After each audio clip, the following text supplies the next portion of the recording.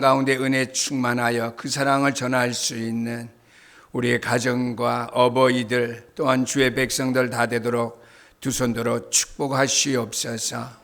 오늘도 주신 말씀 앞에 우리가 몸과 마음을 드리오니 살아있는 말씀 되어서 내 자신과 가정을 살리며 하나님의 교회를 살리는 일에 저들이 전심전력 다할 수 있도록 축복 허락해 주시옵소서.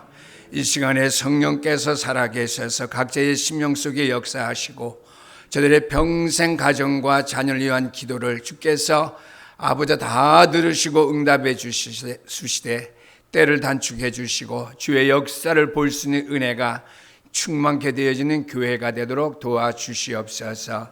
오늘로 주께서 말씀 속에 함께 역사하실 줄 믿고 감사드리오며 살아계신 우리 주 예수 그리스도 이름으로 기도드리옵나이다. 아멘. 네, 오늘 장로님이 기도하시는데 좀 강조하는 부분들이 많이 있었습니다. 언약의 백성들로 가는 길에 관해서 강조를 이렇게 두 번씩 이렇게 하셔서 강단 메시지를 통해서 주의 종의 말이 아니죠. 강단 메시지를 통해서 하나님의 말씀대로 살아가기를 원하시는 마음 중심을 가지고 일주일 동안 준비하셨구나 하는 그런 생각, 그런 믿음이 주의 종에게 있습니다.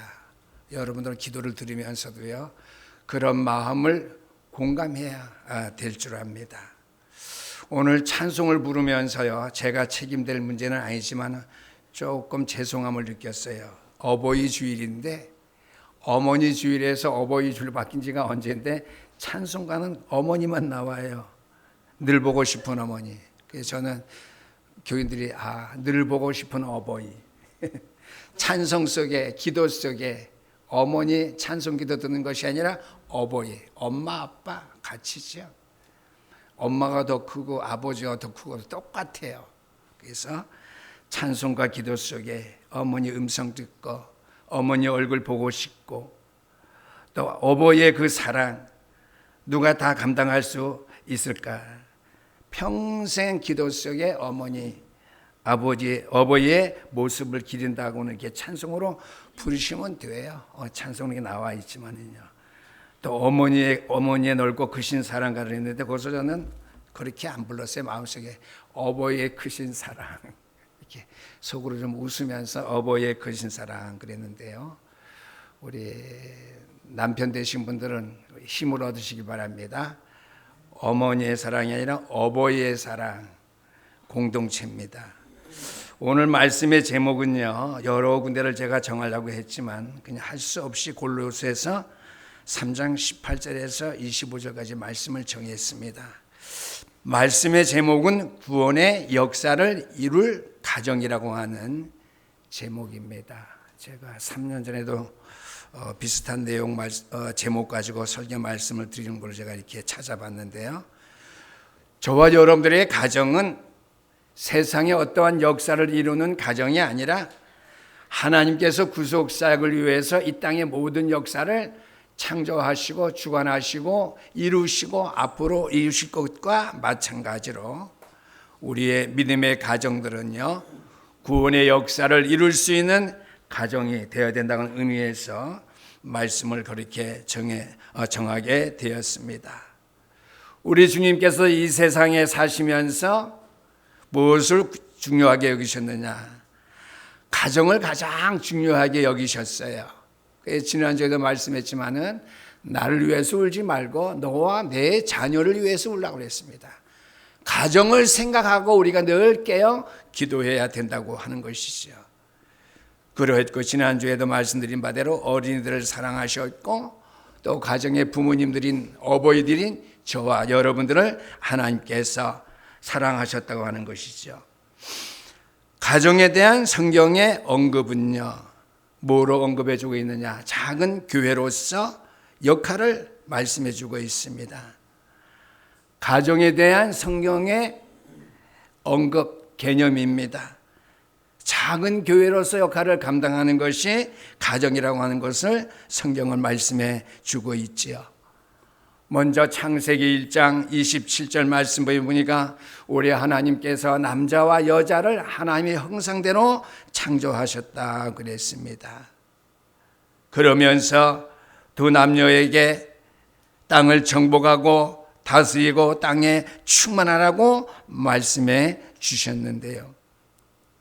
먼저 우리가 생각해 보면 오늘도 우리가 참 아름다워라, 우리가 주 하나님 주신 모든 새의 준비 찬송을 우리가 불렀듯이요, 하나님께서는 창세기 1장에 말씀으로 천지를 창조하신 다음에 인간까지 만드셨죠.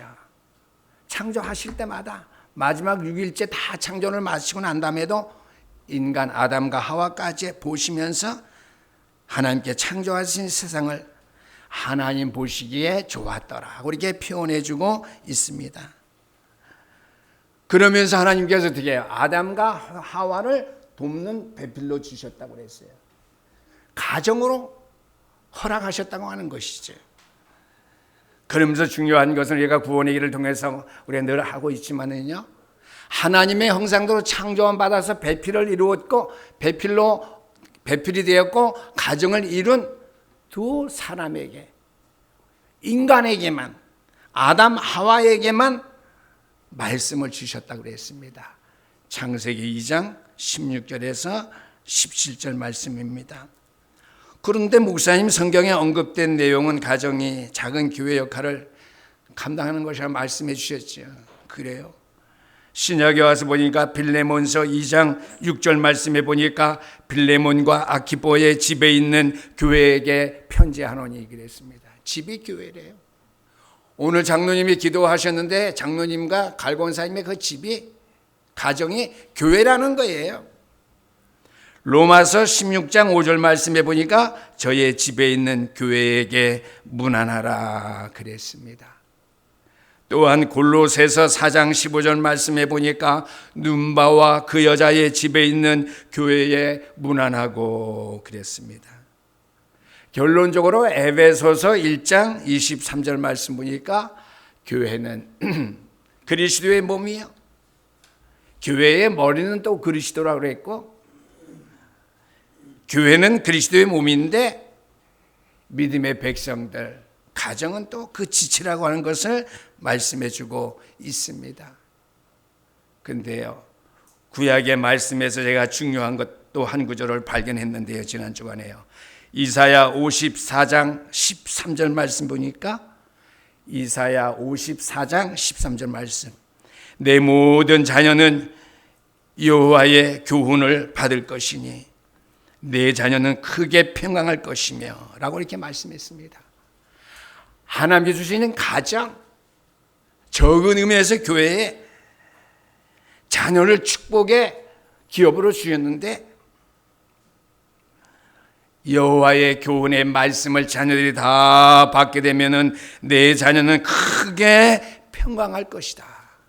크게 하나님의 은혜와 축복받는다고 하는 사실을 또한 구약의 성경에서 말씀해 주고 있습니다.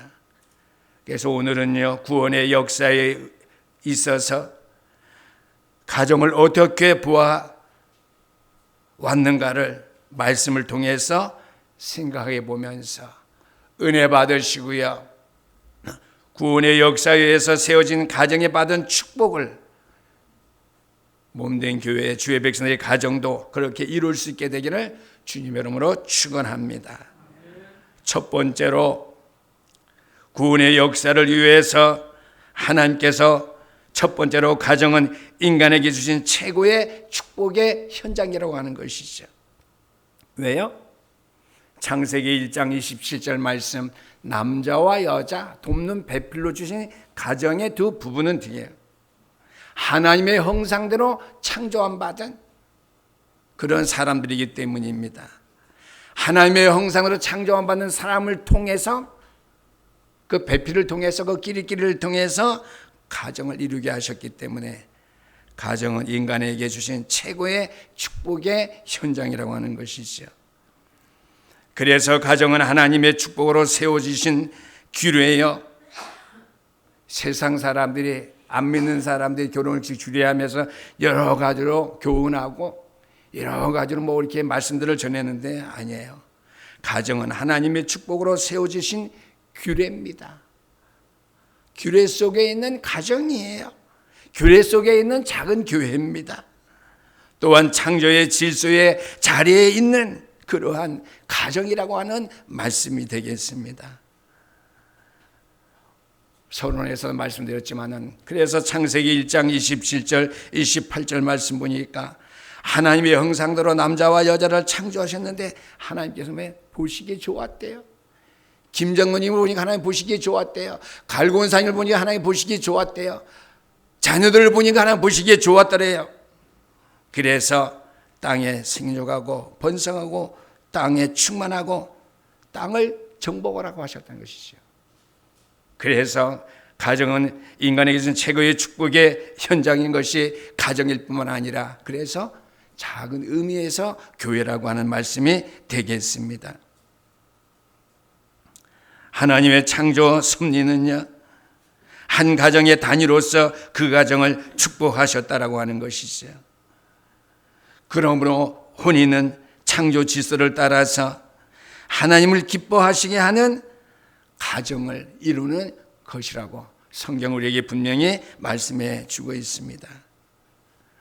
그러므로 하나님의 축복 속에서 자녀를 낳으셔서 생육 번성해야 된다고 하는 것이죠. 하나님의 축복 속에서 하나님의 축복이 없는 자녀를 우리가 양육해서 안 되겠죠. 뒤에 나옵니다. 세상에 이런 말이 있어요. 무자식이 상팔자라고 하는 세상의 말이 있는데 그것은 비성경적인 말이에요. 교인들은 절대 입에 담아서 안 됩니다. 그 말이 우리의 머리에 잠재되어 있어서는 안 돼요. 저주의 말입니다. 성경은 하나님의 축복 속에서 자녀를 낳아 생육하고 번성하고 땅에 충만해질 것을, 그 말은 하나님 나라로 부강해질 것을 저와 여러분들에게 가정과 가정의 적은 교회를 통해서 명령하셨다고 하는 말씀입니다. 또한 시편 127편 3절 말씀에 보니까 자식은 여호와의 주신 기업이라고 그랬습니다. 우리 보니까 요새 기업들이 많이 말썽을 부리고요.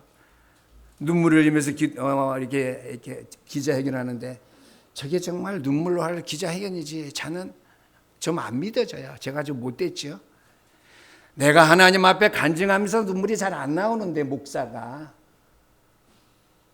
경제에 돈에 집착해 있는 경제인이 잘못한 것을 시인하면서 눈물을 흘릴 정도로 그렇게 고백하는가. 내 신앙 고백 볼 때 여러분도 하나님 앞에 신앙 고백할 때 정말 눈물 흘리면서 고백해요? 눈물 뚝뚝 떨어뜨리면서요? 70, 80 다 된 사람들이 저는 이게 복음적으로 한번 이게 보려고 그러거든요. 하나님이 주신 은혜죠. 요즘 와서는 육신적인 모습이 많이 보여 있어도요, 모든 생각하는 것은 복음적으로 많이 회복됐어요. 내가 하나님 앞에도 이렇게 회개하며 이게 시간 들이는 일이 없는데 저게 올바른 것인지, 저게 눈물이 나올까, 이런 생각이 들어요. 그 말은 왜 하느냐? 자식들에게 기업을 물려주지 않겠대요. 그래서 성경으로 볼 땐 자식들에게 기업을 물려줘야 됩니다. 어떠한 기업이요? 영적인 기업입니다. 자식은 여호와의 주신 기업이라고 했습니다. 태의 열매는 그의 상급이라고 성경은 우리에게 분명히 말씀해 주고 있습니다. 또한 시편 128편에 있는 말씀은 이전에 제가 학교 다닐 때 한창 좋아하던 말씀인데요. 시편 128편 전체입니다. 근데 특별히 1절 이하의 말씀 보니까 여호와를 경외하는 가정의 아내는 결실할 포도나무 같으며 그 자식들은 어린 감람나무 같으리라고 말씀하셨어요. 가정 전체가 중요한 거예요. 가정에서 의원 일치가 되지 아니하고 특별히 믿음의 일치가 되어지지 아니하고 복음의 일치가 되어지지 않으면 그것만큼 불행한 가정이 없을 줄 압니다. 또한 가정은 왜 인간에게 주신 최고의 축복의 현장이냐? 출애굽기 20장 4절 5절까지 말씀입니다. 하나님을 떠난 인간은 마귀의 자녀, 영적 문제, 정신 문제, 육세 문제, 내세 문제까지 없다가 어떻게 해요? 그것을 자녀 후대까지 대대로 물려준다는데요. 3, 4대까지 망한다고 그러잖아요. 우리는 그 축복을 수천 대까지 회복시키는 거예요. 출애굽기 20장 4절 5절 말씀. 후대 문제 완전히 해결되었어요. 그래서 출애굽기 20장 6절 말씀 보니까 나를 사랑하고 내 계명을 지키는 자에게는 1000대까지 은혜를 베푸느니라. 저와 여러분들의 가정이 믿음의 가정이라면 1000대까지 하나님의 은혜 베푸시는 축복을 여러분들이 체험해야 될 줄 믿습니다. 큰 두 번째입니다. 우리의 가정은 왜 하나님께 천재 만물을 창조하신 하나님과 주신 가장 축복의 현장이냐? 가정에서 받은 축복은 영원한 것이기 때문입니다. 즉 천국까지 연결되는 것이기 때문이에요. 영원한 것이죠. 잠시 잠깐만의 일을 위해서 열심히 수고하고 노력하고 머리 싸매고 여러 가지 수고를 많이 하는데 가정의 축복은 영원한 것이라 천국까지 연결된다고 하는 것이지. 성경 말씀은요, 하나님의 허락하신 가정의 축복이 이 세상에서 끝나버린다고 하지 않았다라고 하는 것이죠. 가정의 질서를 잘 따르는 것도 중요해요. 그게 축복이에요. 가정의 질서를 깨트리는 것, 육신적인 방법이나 영적인 방법 다 마찬가지예요. 가정의 질서를 깨트리는 것만큼 받을 바 축복을 깨트려보는 일이 없다고 하는 것을 기억해야 될 줄 압니다. 가정의 축복은 이 세상에서 끝나버리지 아니하고 영원하다고 하는 것이죠. 그런데 성경 마태복음 22장 30절 말씀 보니까 부활 때에는 장가도 시집도 아니가고 하늘에 있는 천사와 같으니라 그랬는데 무슨 가정의 축복이 이 세상에서 끝나지 않냐고 영원한 것이라고 말씀합니까? 이렇게 생각할 수가 있어요. 그러나 부활 때에는 주님께서 재림의 주로 오실 때에는 장가도 시집도 아니가고 하늘에 있는 천사와 같으니라는 말씀은요, 가정을 무시하는 그런 말씀이 아니라고 하는 것이지요. 하나님 나라에는 죽음이 없기 때문에 번성할 이유도 없고 신령한 세계에서 하나님을 우리가 받들면서 함께 살고 있기 때문에 먹어야 할 필요도 없고 먹고 입고 살아야 될 걱정할 필요가 없다라고 하는 말씀이에요. 영원한 것을 우리에게 말씀해 주고 있어요. 그래서 가정의 축복은 영원한 것이요 천국까지 연결되는 것이기 때문에 가정의 축복 영원한 것이기 때문에 가정의 축복을 통해서 우리는 시대를 변화시켜야 됩니다. 대통령의 시대를 바꾸고 변화시킬 수 없어요. 믿지 마세요. 정치인들, 경제인들 믿지 마세요. 과학자들 믿지 마세요. 코로나가 종식되도록 과학자들이 수고하는데 다 하나님의 역사 속에 있는 거예요. 하나님의 역사를 믿어야지 과학자를 믿지 마시게 되길 바랍니다. 경제도 마찬가지고 다 마찬가지입니다. 시대를 변화시킨 가정의 축복, 영원한 축복을 이룬 사람이 있는데 바로 기도의 여인 한나입니다. 한나의 기도지요. 가정의 축복, 영원한 축복을 통해서 한 시대를 변화시켰다고 하는 것이죠. 한나에게는 결혼했지만 자식이 없었어요.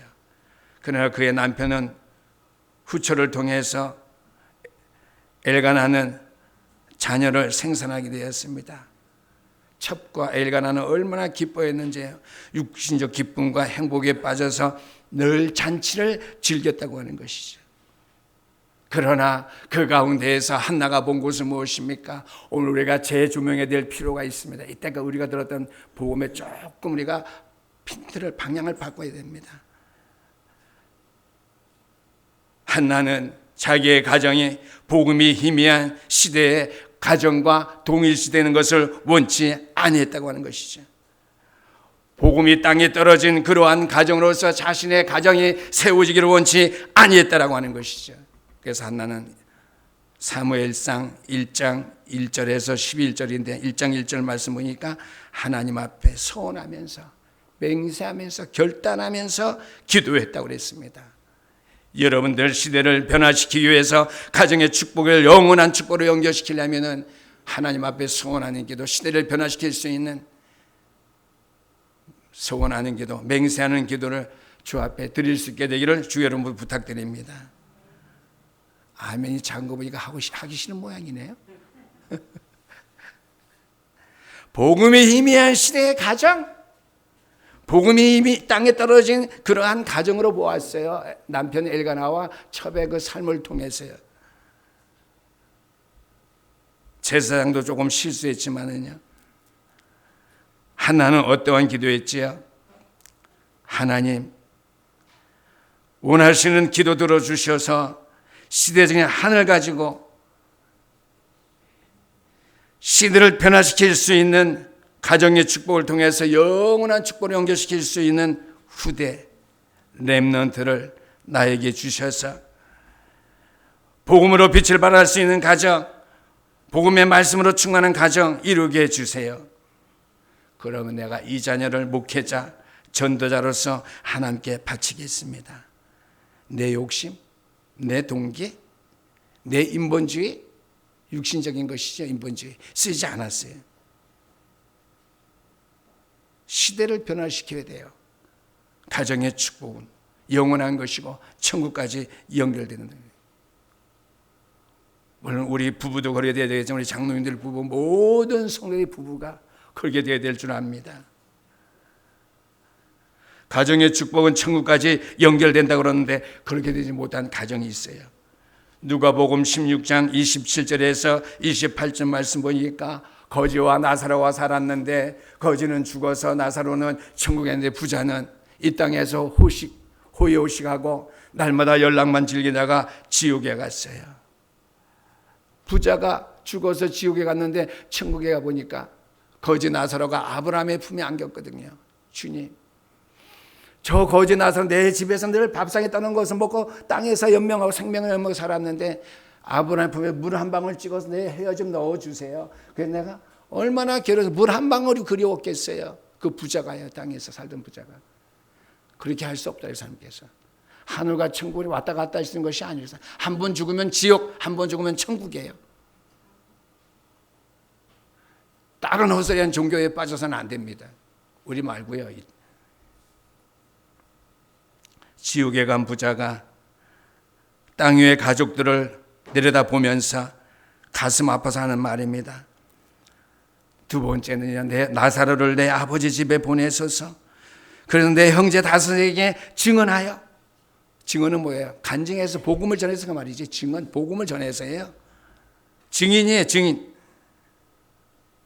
증언하여 그대로 이 고통받는 곳에 지옥에 오지 않게 하소서 그랬습니다. 그때 하나님께는 뭐라고 말씀하시죠? 그것에서도 복음을 들을 수가 있다. 뭐 죽은 사람이에요. 제가 오늘 아침에 이걸 보면서요 다시 생각했어요. 내가 본 천국하고요. 믿는 사람 죽어서 잠깐 입신했다가 뭐 천국 갔다더니 헛소리하고 이 성경 보니까 이거 다 잘못된 거예요. 그런 간증 교회가 듣고 하면 안 돼요. 참고는 할 수 있지만 꿈꾼 것 같이 그냥 좀 참고할 수 있고 할 수 있으면 안 돼요. 시간 주간에도 신 목사님하고 대화할 시간이 있었는데 무슨 얘기를 해 주시더라고요. 난 오늘 밤에 잠을 오래 자다가 개꿈을 꿨는데 신 목사님이 하는 얘기하고 좀 비슷해요. 나를 깨닫게 하는가 보다 그냥 그렇게 가진 수준만 생각했어요. 그렇죠? 천국 갔다 왔다는 말 들으면 절대로 안 돼요. 말씀을 통해서 우리가 늘 천국을 보는 거예요. 천국의 삶을 늘 체험하는 거예요. 누가 갔다 와서 말해줘요. 그게 확실해요. 하나님 말씀보다. 제가 갔다 왔다 가봅시다. 그래요. 여러분들보다 제가 조금 나니까. 내가 천국 갔다 본 말씀이 완전하겠어요? 내가 인간인데요. 하나님 말씀 내가 그대로 전하지만은 갔다 와서 내가 얼마나 감동되고 충격받고 하니까 어떻게 해요? 그 감동과 충격이 좀 나타나겠죠. 절대로 그런 거예요. 오늘 제가 이 말씀을 다시 성경을 찾아보면서요. 아, 그렇구나. 성경적인 비판입니다. 저는요. 그곳에서도 복음을 들을 수 있다. 하나님의 말씀을 들을 수 있다. 하나님의 말씀이 있다. 하나님의 말씀을 말하는 주의 종들이 있고 교회가 있고 사역자들이 있다 그 말이에요. 죽은 자 나사로가 가면은 회개하리이다 그랬거든요. 그로 하여금 증언하게 해주세요. 내 형제들에게. 이 땅에서 하나님의 말씀을 듣지 않는 자는 죽었던 자가 가더라도 받지 아니한다. 예를 들어 보십시다. 거지됐던 나사로가 천국에 가서 이제 땅에 와가고 부자의 형제들에게 당신 그 부자는 지옥에 가고 난 천국에 갔는데 그 사실을 전화가 왔습니다. 장로님 믿겠어요? 안 믿겠어요? 나 같아서 안 믿겠어요. 땅에서 편안히 살고 있는데 저 거지된 주제에 어디 갔다 와서 헛소리를 해? 제 추측, 제 생각입니다.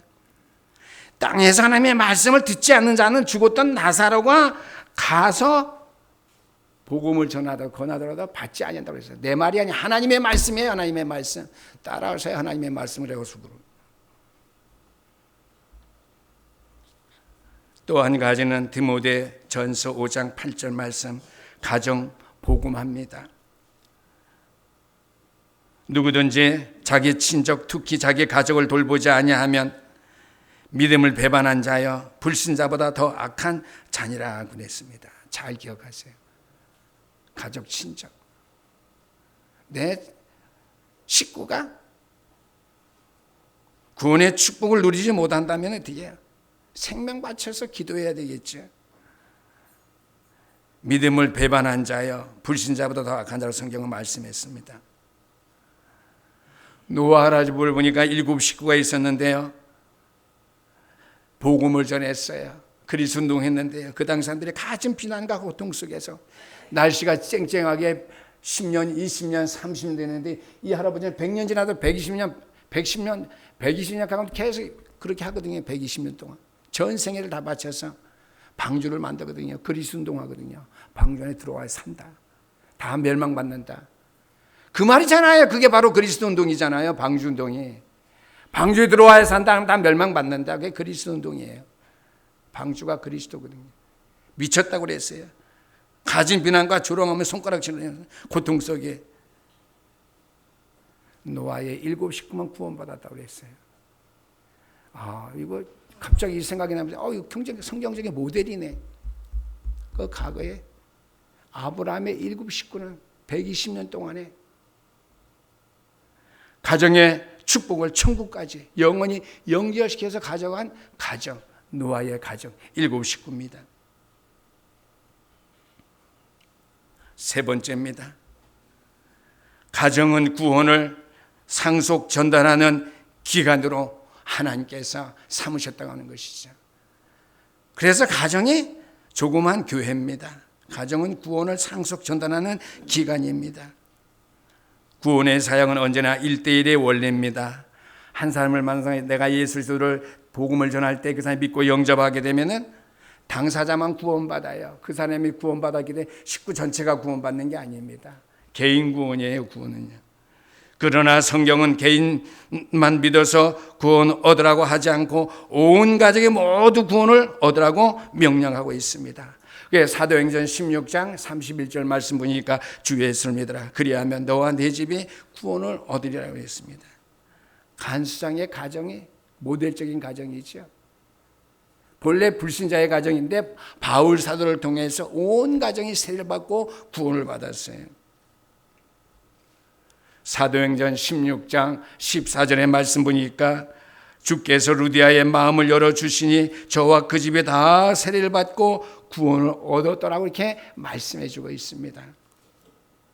히브리서 11장 21절 말씀 보니까 믿음으로 야곱은 임종시에 요셉의 각 아들들 12명이죠. 축복하고 그랬는데요.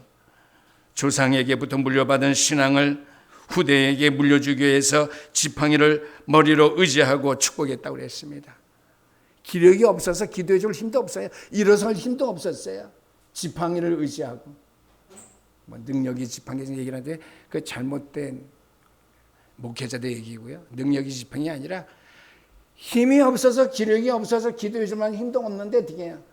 가정의 영원한 구원의 축복의 역사를 천국까지 그 비밀로 연결시켜서 살아갈 수 있는 축복의 가정, 족보에 올리는 가정이 되기 위해서 연로해서 생명이 다 끊어지는 지팡이에 의지할 정도 된 그런 기력이 없는 몸을 가지고 요셉의 12 자녀에게 머리에 안수하고 기도했다고 생각은 성경 우리에게 말씀해 주고 있습니다.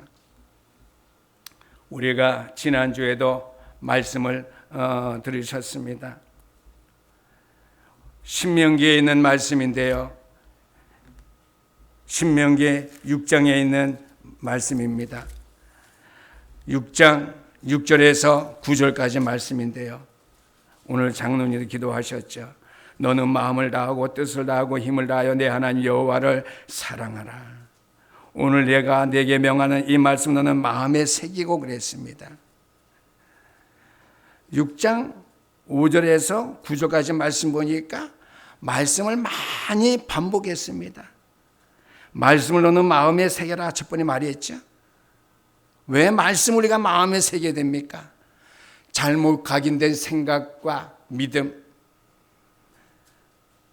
잘못 각인된 노예 근성, 광야 근성을 버리고 복음의 능력을 회복해서 우리가 살아야 되기 때문에 오늘 내가 내게 명하는 말씀을 너는 마음에 새겨라 이렇게 말씀해 주고 있습니다. 그 다음에 보니까 내 자녀에게 내가 부지런히 가르치며 집에 앉았을 때든지 길을 갈 때든지 누워있을 때든지 일어날 때든지 이 말씀을 강론할 것이며 그랬습니다. 말씀으로 심령에 각인시켜서 살아갈 수 있도록 가정을 복음화하라고 하는 것이죠. 또는 너는 그것을 내 손목에 메고 기호를 삼으며 내 비간에 붙여 표로 삼고 또 진문설주와 바깥문에 기록할지니라. 솔직히 제가 이 말씀을 옛날에 볼 때는 좀 너무나 심했다고 생각할 적이 있었어요. 목회자가 된다며도. 그러나 복음을 깨닫고 보면 그게 아니에요. 잘못 각인데 믿음, 노예 근성, 광야 근성, 이 땅에 살던 그 모든 각인된 것, 잘못된 것 버리라고 하는 것이 그래서 마음에 새겨야 됩니다. 그러면 가르치라는 것은 말씀으로 심령의 저들의 영혼 속에 각인시키려고 하는 것이죠. 또 어떻게 해요? 손목에 메고 기호를 삼으며 문설주의 바깥문에 기록하시니라.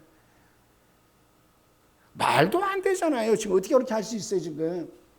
6월절 그 이스라엘 사는 시대도 아니고요. 복음으로 말씀 다음에 복음으로 각인시켜서 삶 속에 체험하게 합니다.